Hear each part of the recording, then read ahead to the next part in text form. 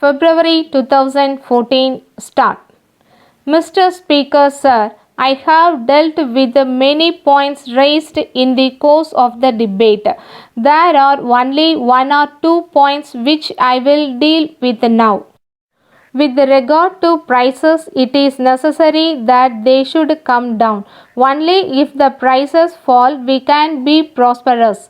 If there are high prices, they may benefit the riots for the time being, but we cannot be prosperous. It is only when we have more production of food grains and low prices that we can have prosperity. So, if the prices are coming down, I am happy about it.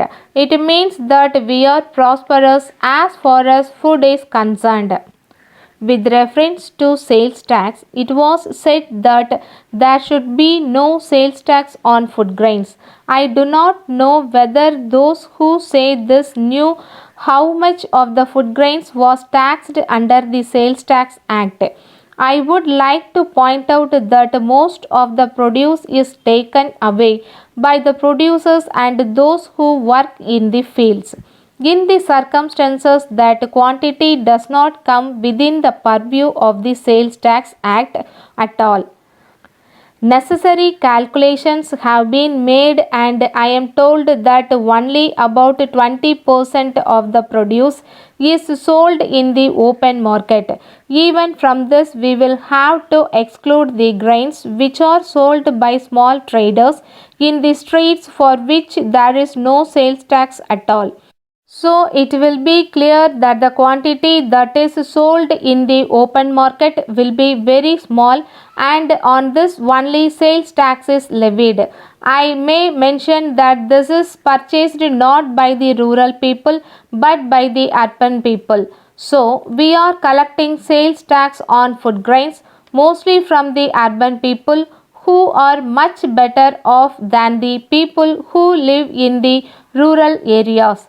From this point of view, it will be seen that the tax does not fall on poor people. So, I am sure it will be agreed that the tax is not such a burden on the poor people that it should be removed.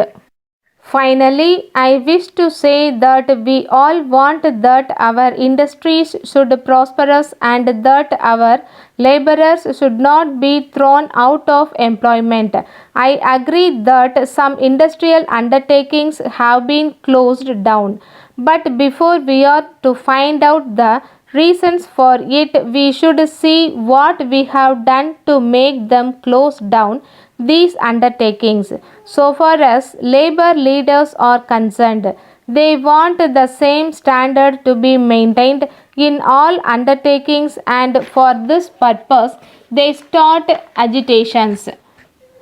When this is done, these undertakings try to satisfy them as far as possible. When they find that it is impossible to do so any further, they close down their undertakings. It is not as if we are not aware of the difficulty of laborers. We know the conditions under which they work. I come from a rural area and I am aware of the conditions of rural labor. Taking into account what an agricultural laborer gets today, I can say that the industrial laborer can be considered to be a prince. But at the same time, I must say that industrial labor is working under peculiar parties try to make use of industrial labor. On account of their agitations from time to time, it is very difficult for the industrial undertakings to carry on their work. So, at some time or other, they are compelled to close down. Letter from Balu Silk and Textiles Company, Kolkata to Messrs. Jiva Brothers, Mumbai. Dear Sirs, we have received the monthly reports of sales submitted by you. On going through them, we were surprised to find that for the past 1 year, you have been holding very heavy stocks with you. We presume that this was done with the best of intentions and perhaps it was not noticed by you. But at the same time, we request you to note that the average monthly sales during the past year do not justify the holding of such heavy stocks.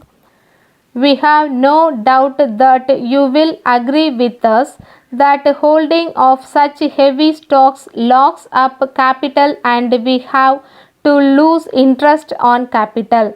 Further, we have to inform you that it also increases our expenses on burglary and fire insurance premia. You will appreciate that all these result in reduction of our profits. In the present circumstances, we would advise you to reduce your stocks as much as possible and as early as possible by taking all necessary steps in the matter. If necessary, you may even hold a sale at prices up to 10% below normal. For your further guidance, we would suggest that you may regulate your stocks suitably in such a way that you only hold stocks equivalent to about 2 months average sales and it would be unwise to cross this limit. Yours faithfully, Stop.